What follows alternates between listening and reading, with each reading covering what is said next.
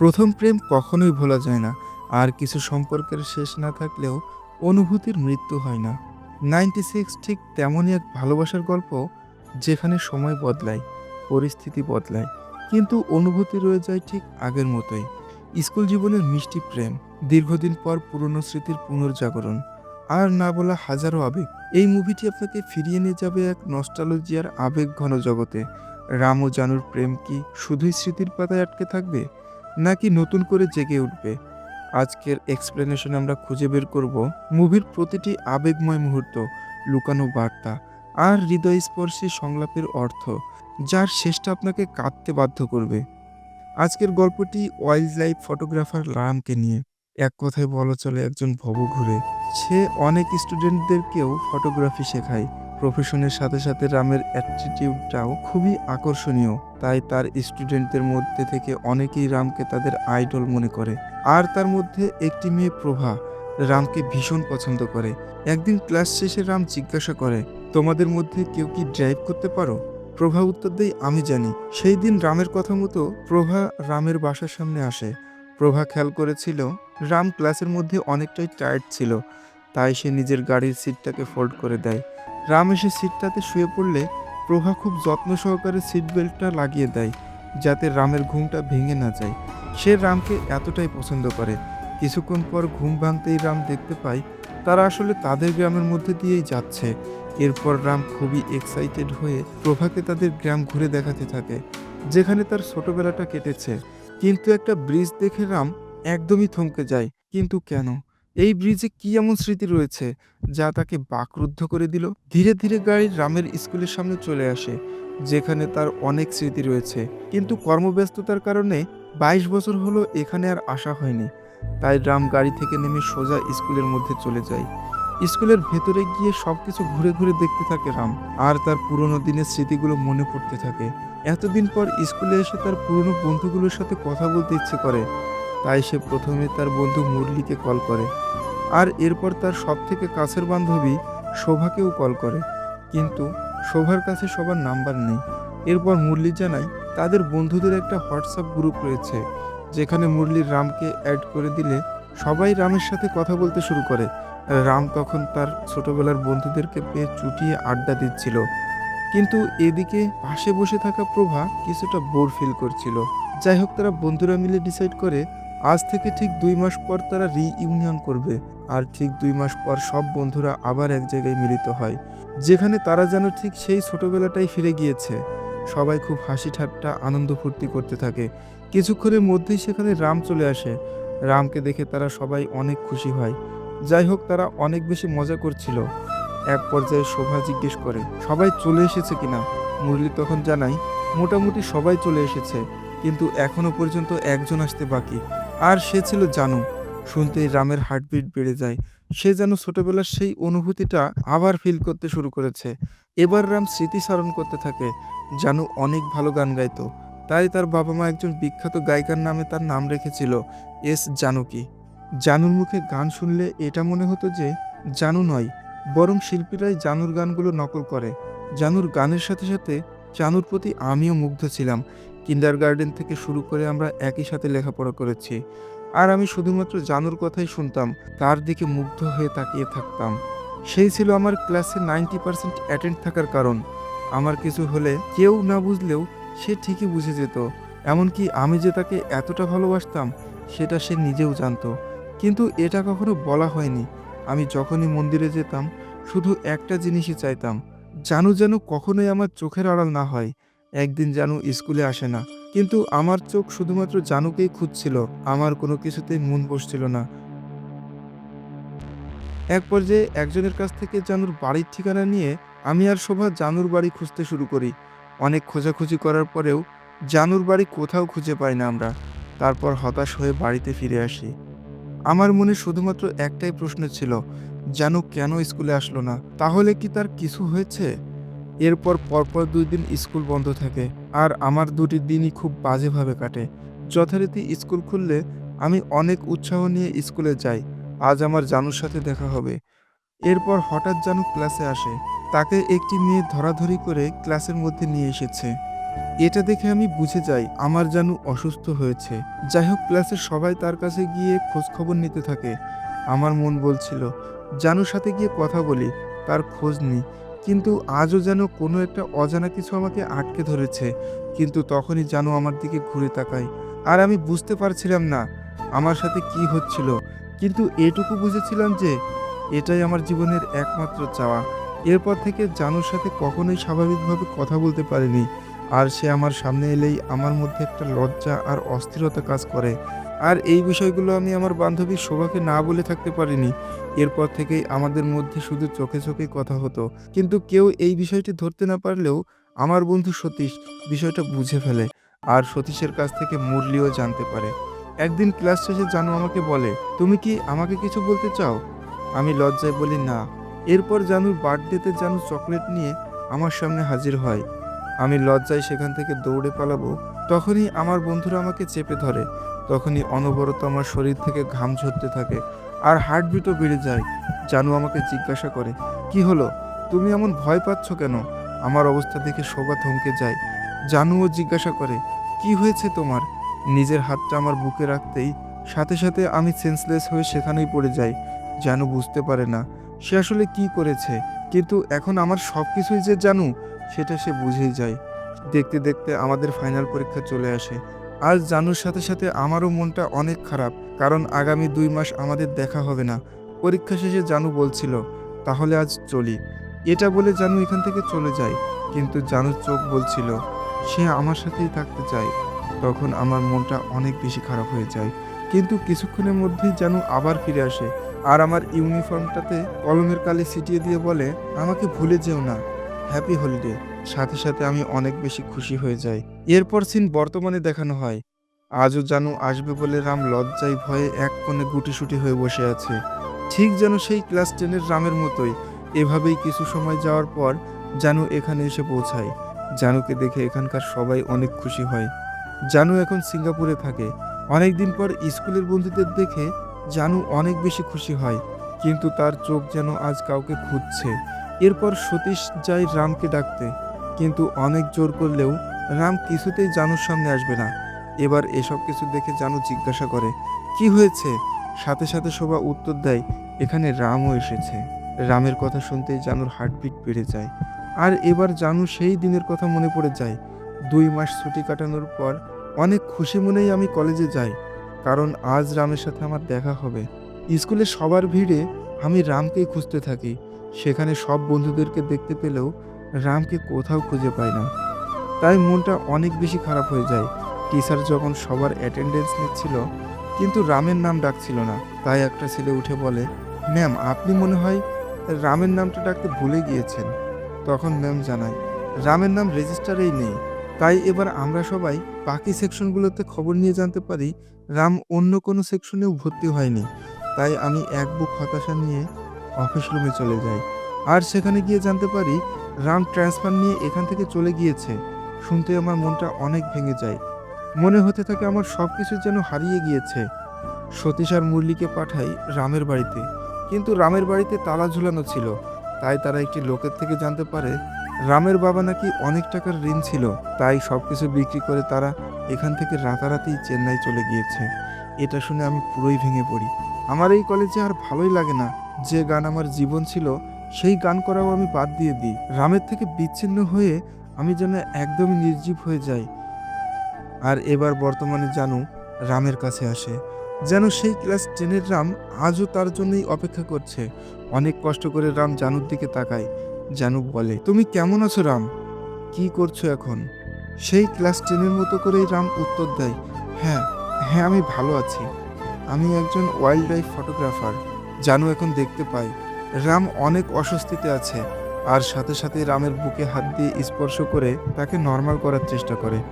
আর সেই সাথে সাথেই ক্লাস 10-এর মতো করে রাম সেখানেই আবার সেন্সলেস হয়ে মাটিতে লুটিয়ে পড়ে।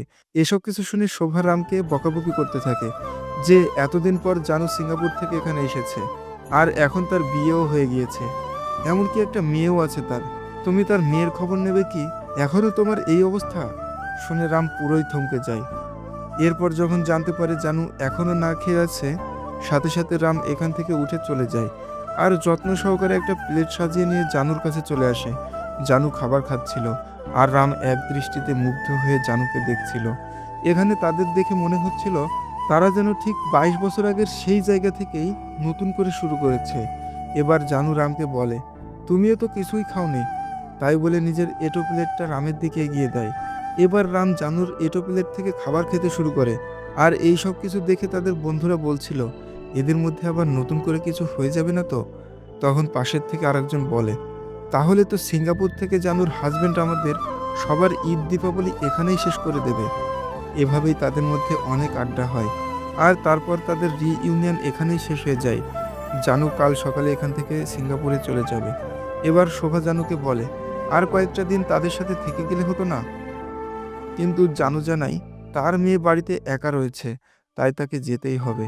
এবার তারা সবাই জানুর মেয়েকে দেখতে চায়। তখন রামের পালা আসলে রাম এক দৃষ্টিতে জানুর মেয়ের দিকে তাকিয়ে থাকে, যেটা দেখে পাশের থেকে শোভা বলে, এজন্যই সময় মতো বিয়ে করে নিতে হয়, তাহলে অন্যের বাচ্চার দিকে এভাবে তাকানো লাগে না। সাথে সাথে জানু চমকে গিয়ে জিজ্ঞাসা করে, কি রাম এখনো বিয়ে করনি? কিন্তু কেন? রাম তখন হতভম্ব হয়ে উত্তর দেয়, মানে আসলে আমার বাবা আমার জন্য মেয়ে খুঁজছে। এবার সতীশ রামকে গাড়িতে পাঠিয়ে দিয়ে জানুকে বলে, আসলে রামের বাবা এখন বেঁচে নেই। রাম তোমার সামনে সবকিছুই গুলিয়ে ফেলেছে, এজন্য নিজের বাবা মারা যাওয়ার কথাটাও সে ভুলে গিয়েছে। এরপর রাম শোভা আর জানুকে ড্রপ করার জন্য যায়। যদিও রামের প্রথমে জানুকে ড্রপ করার কথা ছিল, কিন্তু সে প্রথমেই শোভাকে ড্রপ করে দেয় আর তারপরে জানুকে নিয়ে সেখান থেকে বেরিয়ে যায়। এবার জানু রামকে জিজ্ঞেস করে, রাম তুমি কেন বিয়ে করনি? রাম কারণটা কোনোভাবেই তাকে বলতে চায় না। এর মধ্যে রাম বলে, জানু তোমার হোটেল চলে এসেছে। জানু তখন বলে, তুমি এখনই আমাকে ড্রপ করে দেবে? রাম বলে, না, কাল আমি তোমাকে এয়ারপোর্টেও ড্রপ করতে আসবো, তুমি বরং আমার নাম্বারটা রাখো। জানু রামের নাম্বারটা নিয়ে রুমে চলে আসে, কিন্তু সে রামকে নিয়েই ভাবতে থাকে। এরপর সে রামকে কল করে বলে, রাম তুমি কি চলে গিয়েছো? বলো না তুমি কোথায় আছো? তুমি কি অনেক দূরে চলে গিয়েছো?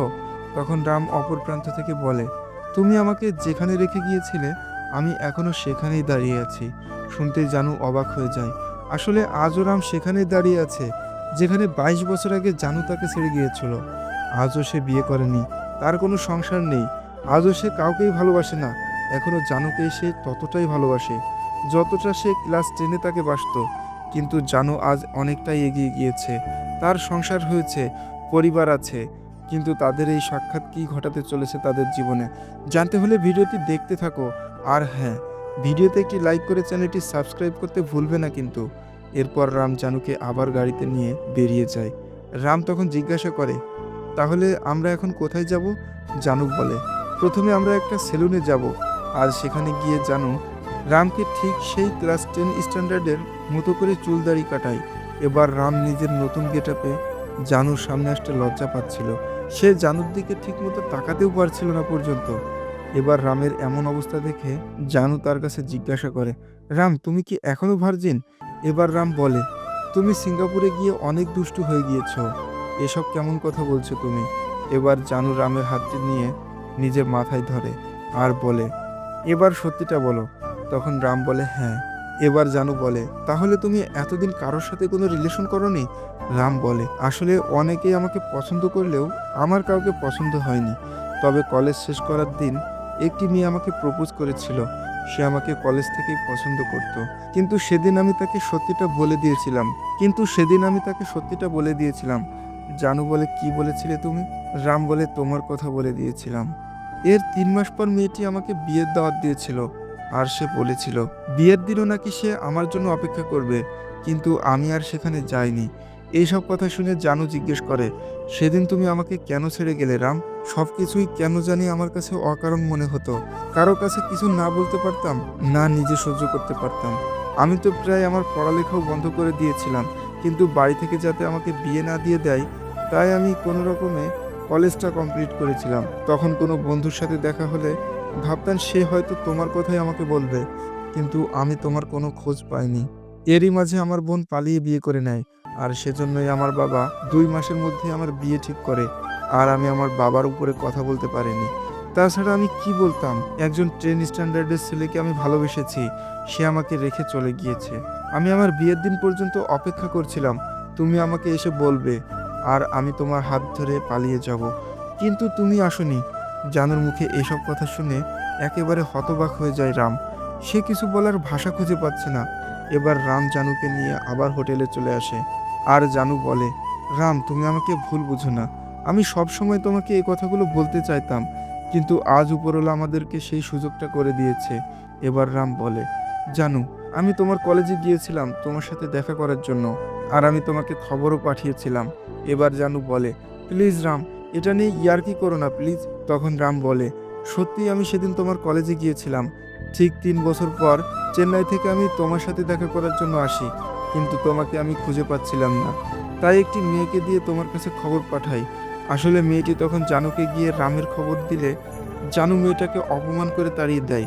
অদ্ভুত ব্যাপার হলো, জানু বাইরের দিকে তাকাতেই মেয়েটির উপরে অনেক বেশি চিৎকার করতে থাকে। কারণ মেয়েটি রামের নাম সেদিন মনে করে বলতে পারেনি। জানু মেয়েটাকে বলেছিল, "এটা কলেজ। তুমি কি এখানে লেখাপড়া করতে এসেছো? নাকি প্রেমপত্র আদান-প্রদান করতে এসেছো?" আর এগুলো সবকিছুই মেয়েটি রামকে গিয়ে বললে রামের মন অনেক বেশি খারাপ হয়ে যায়। সেভাবে ৩ বছরে হয়তো অনেক কিছুই বদলে গিয়েছে। রাম নিজের বুকে জমে থাকা ভালোবাসার কথা জানাতে না পেরে আবার চেন্নাইতে ফিরে আসে। এসব কিছু শুনে জানু কান্না করতে করতে হোটেলের রুমে চলে যায়। রামও তার পিছু করতে করতে হোটেলে গিয়ে দেখতে পায় জানু নিজের কপাল চাপড়াতে চাপড়াতে অনেক কান্না করছে।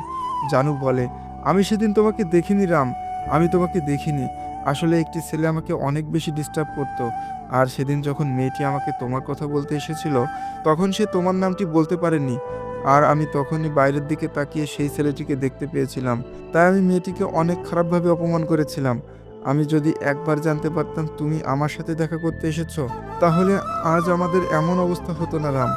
জানু তখন জিজ্ঞেস করে, "তুমি আমার সম্পর্কে কিভাবে জানতে পেরেছিলে?" তখন রাম বলে, "আমি বন্ধু-বান্ধবদের মাধ্যমে তোমার সবকিছুই জানতে পারতাম। আমি সবসময় তোমার উপর নজর রাখতাম। আমি প্রতি সপ্তাহে একবার কলেজ ফাঁকি দিয়ে তোমার কলেজে আসতাম আর তোমার পিছু করতে করতে বাড়ি পর্যন্ত এগিয়ে দিতাম। কিন্তু তুমি পেছনে তাকাতেই আমি লুকিয়ে যেতাম। ওই ছেলেটাকে আমি পিটিয়ে তোমার পেছন থেকে ছাড়িয়েছিলাম। আর কলেজের অ্যানুয়াল ফাংশনের দিন প্রথমবার আমি তোমাকে শাড়িতে দেখেছিলাম। একটা গাঢ় নীল বর্ণের শাড়িতে। মনে হচ্ছিল আকাশ থেকে পরী নেমে এসেছে। তোমাকে নিয়ে অনেক দূরে হারিয়ে যেতে ইচ্ছা করছিল, যেখান থেকে কেউ আমাদেরকে আলাদা করতে পারবে না। আর ওই দিনের পর আমি তোমাকে শাড়িতে দেখেছিলাম তোমার বিয়ের দিন। রক্তবর্ণের শাড়িতে তোমাকে খুবই সুন্দর লাগছিল। আমি লোকের ভিড়ে তোমাকে এক দৃষ্টিতে দেখছিলাম। কিন্তু মালা বদলের সময় আমি আর দাঁড়িয়ে থাকতে পারিনি। এক দৌড়ে চলে গিয়েছিলাম সেই সানাইয়ের শব্দ যত দূর যায় তার থেকে অনেক দূরে। আর সেদিনের সেই চাপা কষ্টটা আজ যেন আবার নতুন করে আমাকে জ্বালা দিতে শুরু করেছে।" রাম তখন এখান থেকে বেরিয়ে যেতে চায়। এবার জানু তাকে আটকে ধরে বলে, "আজ ২২ বছর পর তোমার সাথে আবার দেখা হয়েছে। আমি তোমাকে যেতে দেব না। আজ তুমি আমার সাথেই এখানেই থাকবে।" এবার তাকে না করতে পারে না রাম। তাই তারা দুজনেই আবার বাইরে চলে আসে। খোলা রাস্তায় তারা দুজন একজন আরেকজনের পাশাপাশি হাঁটতে থাকে। আর এভাবেই হাঁটতে হাঁটতে একটা কফি শপে চলে আসে, যেখানে দেখা যায় রামের স্টুডেন্টরাও কফি খেতে এসেছে। তখন সেখানে প্রভাও ছিল। প্রভা বলে, "আমি তো আপনাকে দেখে চিনতেই পারিনি স্যার। আপনার সাথে ওটা কে? ওটা কি আপনার ওয়াইফ? আমরা তো জানতামই না যে আপনি বিয়ে করেছেন।" তখন মেয়েগুলো জানুর কাছে জিজ্ঞাসা করলে জানু বলে, "আসলে আমাদের লাভ ম্যারেজ। এজন্য তোমাদের স্যার তোমাদেরকে আমার বিষয়ে কিছুই বলে না।" এবার মেয়েগুলো অনেক বেশি ইন্টারেস্টেড হয় তাদের প্রেমের গল্প শোনার জন্য। তখন জানু সেদিনকের সেই মিথ্যা গল্প শোনাতে থাকে। ৩ বছর পর রাম যখন আমার কলেজে যায়, আমি তখনই দৌড়ে রামের কাছে চলে আসি। আজ আমি ওকে ৩ বছর পর দেখছি। ও আর স্কুলের ছেলেটা নেই। দাড়ি মোছওয়ালা একজন সিংহের মতো দাঁড়িয়ে আছে আমার জন্য, যার জন্য আমিও এতদিন অপেক্ষা করেছি। মনে হচ্ছিল আমার সমস্ত রাগ অভিমান ওর উপর ঢেলে দেব, কিন্তু আমি সেটা করতে পারিনি। কাছে যেতেই আমি তাকে জড়িয়ে ধরেছি। এখন তার এই মিথ্যে গল্প শুনে প্রভা সহ রামের চোখটাও জলে ভেসে যায়। প্রভা তখন বেরিয়ে যাওয়ার সময় জানুকে কিছু একটা বলে, যেটা আমরা আরও সামনে গিয়ে জানতে পারবো। এরপর এখান থেকে বেরিয়ে যাওয়ার সময় রাম জানুকে বলে, "এখান থেকে হোটেল যতটা দূরে তার থেকেও অনেক বেশি কাছে আমার বাসা। তুমি যদি চাও তাহলে আমার বাসায় যেতে পারো।" এরপর তারা রামের বাড়িতে যায়। আর সেখানে গিয়ে জানু নিজের হাতে রান্না করে রামকে খাওয়ায়। আর খাওয়ার শেষে রাম জানুকে জিজ্ঞাসা করছিল জানু, তুমি খুশি আছো তো? জানু তখন বলে, বিয়ের পর যখন প্রথম সিঙ্গাপুরে গিয়েছিলাম তখন আমার অনেক খারাপ লাগতো। কিন্তু আমার হাসব্যান্ডও অনেক বেশি দায়িত্বশীল আর সে আমার অনেক বেশি যত্ন নেয়। তাই আমি এখন ভালোই আছি। প্রিয় মানুষটি ভালো আছে শুনে রামও অনেক খুশি হয়। এরই মধ্যে লোডশেডিং হয়ে যায়। সাথে সাথে রাম লাইট আনার জন্য গেলে জানু সেই গানটি গাইতে শুরু করে, যেটা শোনার জন্য রাম অনেক দিন থেকে অপেক্ষা করে আছে। এরপর রাম তার স্মৃতির বাক্স খুলে জানুর স্মৃতি দেখাতে থাকে, যেখানে তার সেই কালি মাখানো শার্টটি এখনো স্মৃতি করে রেখে দিয়েছে সে। এখানে একটা প্রেমপত্রও ছিল, যেটা রাম জানুকে লিখেছিল, কিন্তু সে কখনো জানুকে সেটা দিতে পারেনি। আজ সে জানুকে পড়ে শোনাতে থাকে, যেটা শুনতে শুনতে জানু ঘুমিয়ে পড়ে। আর রাম প্রাণ ভরে জানুকে দেখতে থাকে। এর কিছুক্ষণ পরেই জানুর ঘুম ভেঙে যায়। আর সে রামকে বলে, রাম, তুমি কি জানো প্রভা আমাকে কি বলেছে? সে আমাকে বলেছে রাম স্যার অনেক ভালো, আপনি তাকে আগলে রাখবেন। আর আপনি অনেক ভাগ্যবান যে রাম স্যারের মতো একজনকে নিজের জীবনসঙ্গী হিসেবে পেয়েছেন। এরই মধ্যে জানুর ফ্লাইটের সময় হয়ে গিয়েছে, তাই রাম জানুকে নিয়ে এয়ারপোর্টের উদ্দেশ্যে বেরিয়ে যায়। গাড়ির মধ্যে জানু নিজের হাতটা গিয়ার শিফটের উপর রাখে। তখন রাম সেখানে হাত রাখতেই চমকে ওঠে। কিন্তু কিছুক্ষণ পর তারা এভাবেই পুরো রাস্তা যায়। আর এরপর এয়ারপোর্টে পৌঁছালে জানু রামকে বলে, রাম, আরও কিছুটা সময় তোমার সাথে থাকি না আমি? কিন্তু এবার তো রামের বাইরে বেরিয়ে যেতে হবে। তাই সে একটা প্লেন টিকিট কেনে। আর জানু ফ্লাইটে ওঠা পর্যন্ত জানুর সাথেই থাকে, যেটা দেখে জানু অনেক বেশি খুশি হয়। এবার রাম তার সমস্ত লজ্জা ভয় ভেঙে এক দৃষ্টিতে জানুর দিকে তাকিয়ে থাকে। আর জানু কান্না করতে করতে রামের চোখটা সরানোর চেষ্টা করে। জানু কোনোভাবেই রামের চোখের দিকে তাকাতে পারছে না। এরপর জানু একরাশ কষ্ট নিয়ে ফ্লাইটে ওঠে। আর রাম এক বুক স্মৃতি নিয়ে তার বাড়ির দিকে ফিরতে থাকে। বাড়িতে ফিরে ব্যালকনিতে জানুর বৃষ্টি ভেজা সেই কাপড়গুলো দেখতে পায় সে। আর তার স্মৃতির বক্সে যত্ন করে গুছিয়ে রাখে। আজ ২২ বছর পর দেখা হওয়ায় জানু এটা জানতে পেরেছে যে রাম তাকে ঠকায়নি। রাম সেদিন তার জন্য ছুটে গিয়েছিল, কিন্তু সেদিন একটা ছোট্ট ভুলের কারণে আজ তাদের মধ্যে এতটা দূরত্ব বেড়ে গিয়েছে। অন্যদিকে রাম বুঝতে পেরেছে জানু তার জন্য অনেকটাই অপেক্ষা করেছে, জানু তাকে অনেকটাই ভালোবাসে। কিন্তু তার বর্তমান পরিস্থিতি থেকে সে কোনোভাবেই রামের কাছে ফিরে আসতে পারবে না। আর হয়তো এভাবেই জানুর স্মৃতি নিয়ে রাম নিজের পুরো জীবনটা কাটিয়ে দেবে। এভাবেই বুক ভরা কষ্ট নিয়ে অসমাপ্ত এই প্রেমের গল্পটি এখানেই শেষ হয়। তো বন্ধুরা, আজকের গল্পটি কেমন লেগেছে কমেন্টে জানাতে ভুলবে না। আর এমন বাছাই করা মুভির গল্প শুনতে আমার এই ছোট্ট চ্যানেলটি সাবস্ক্রাইব করতেও ভুলবে না।